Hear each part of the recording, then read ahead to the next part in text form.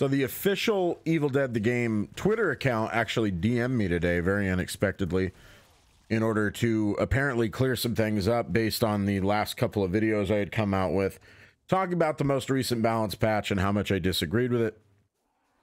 Obviously, that created a lot of conversation.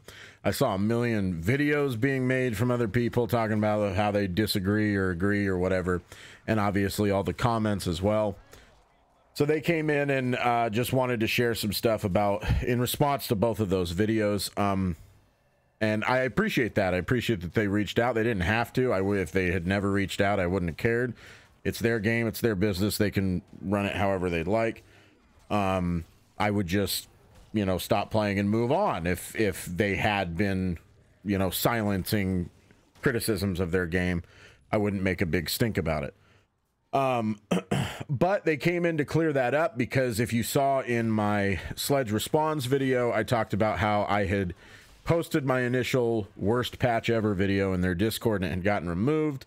And part of their DM was clearing that up and saying that it looks like a community mod saw it in the wrong place and made the mistake of not reaching out to let you know you should post it on another channel. Sorry about that. Now, like I said in that past video, I have posted many videos in there that didn't have gameplay, because I make videos where it's like not really a tutorial, but it also doesn't have gameplay. It's like an opinion video, so there's not really a place to put it. You got to put it in one or the other, so I just pick one, and typically I put it in like the gameplay channel. So I kind of figured that probably what happened was that because that was such a controversial video, there was probably some salty baby who saw it in there, watched the video, disagreed with me, and then took that opportunity to report it to the mods and be like, hey, this video doesn't have any gameplay, you should remove it. And that's probably what happened. So this is confirmed that that's what happened, which is great, because that basically is confirmation that the devs are open to criticism of any, you know, design decisions that they have, which is awesome. So that clears that up. And then the other thing they wanted to clear up in this message was that the dev team isn't balancing the game with the top 1% of players. It's based on data they see across all players.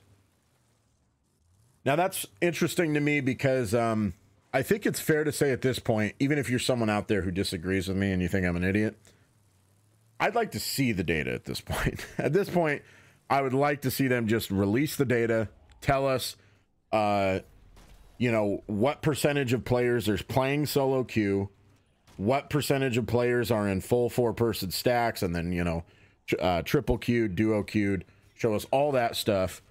And then also show us the win rates. Show us the win rates of Puppeteer. Show us the win rates of each individual demon.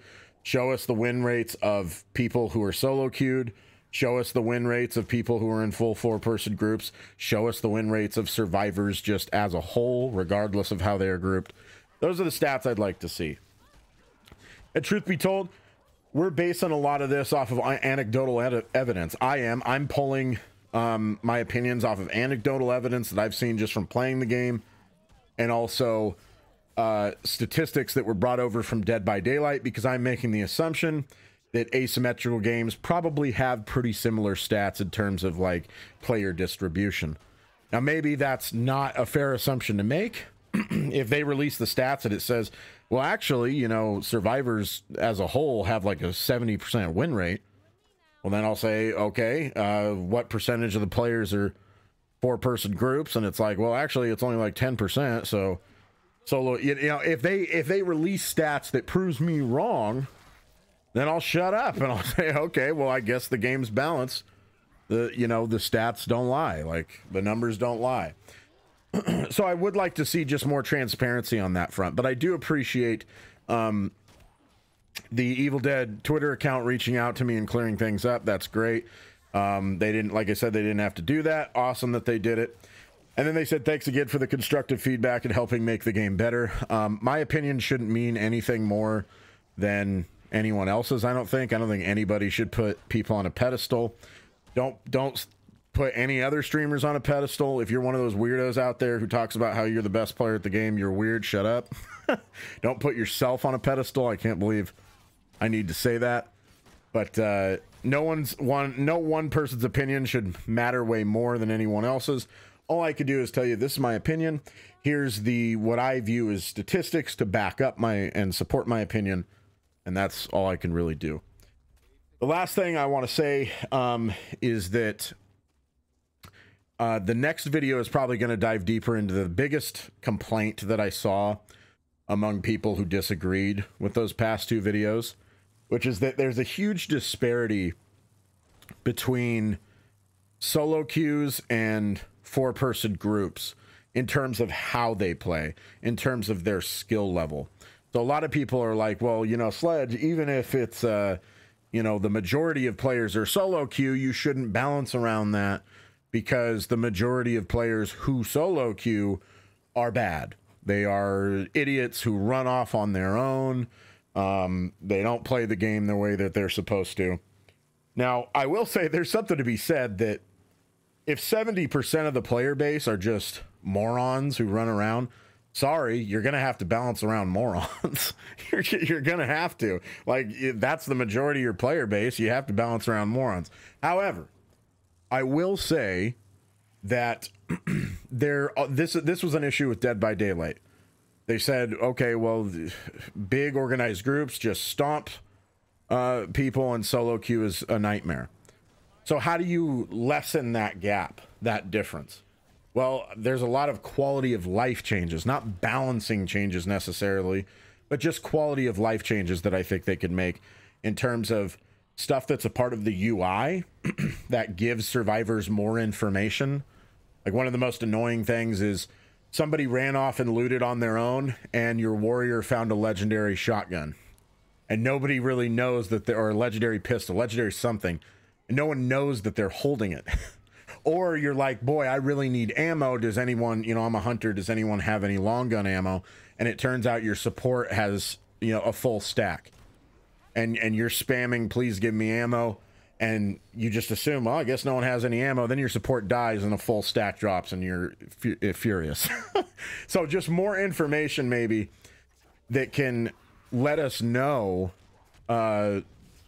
what each player has and helps the team work together more. And then also I'd like to see stuff that's like idiot proofs the game. Maybe there could be some kind of mechanic that like warns players to stick with their team if they're starting to run off on their own. Because one thing I will agree with, I don't know what the percentages are here. We're all just kind of guessing, but there is a very large portion of solo queue that just don't get it and are really dumb and do play really poorly. So I think a big part of that is that the tutorial is probably not doing a good enough job of letting those players know what they're supposed to be doing and how to play the game properly. At this point, it's probably too late to update the tutorial itself. So I would say maybe what needs to be done is there needs to be actual stuff in game that either like warns players, or even on the demon side of things, maybe punishes survivors harder if they do stupid things. So then that way they will learn faster. So maybe there needs to be an even more severe punishment if you run off on your own, and then that way people will die quickly and they will hopefully quickly learn, oh, maybe I shouldn't do that. Maybe I shouldn't run off on my own.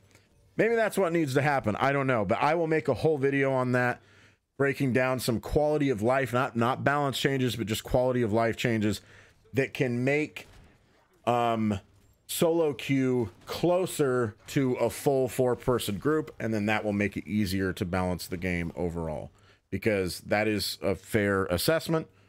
It could be difficult to balance the game because there's varying skill levels among players, especially in solo queue. I'll talk about that in the next video. But thank you again to Saber for reaching out. I hope that clears things up for you guys. If you made it this far in the video, don't forget to like, subscribe, all that good stuff. And I will see you guys in the next video where we go over some quality of life changes to solo queue. Thanks as always for watching.